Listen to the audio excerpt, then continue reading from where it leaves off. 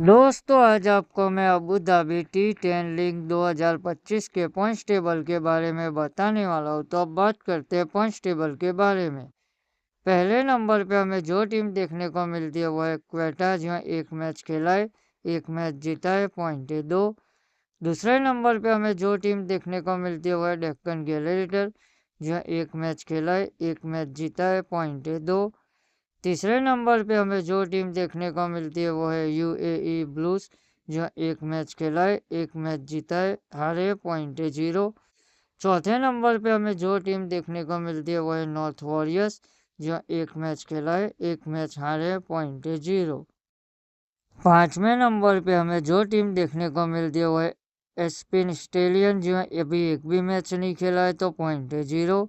छठे नंबर पे हमें जो टीम देखने को मिलती है वो है रॉयल चैम्प्स, जो अभी एक भी मैच नहीं खेला है, तो पॉइंट है 0। सातवें नंबर पे हमें जो टीम देखने को मिलती है वो है विस्टा राइडर्स, जो अभी एक भी मैच नहीं खेला है, तो पॉइंट है 0। आठवें नंबर पे हमें जो टीम देखने को मिलती है वो है अजमान टाइटंस, जो अभी एक भी मैच नहीं खेला है, तो पॉइंट है 0।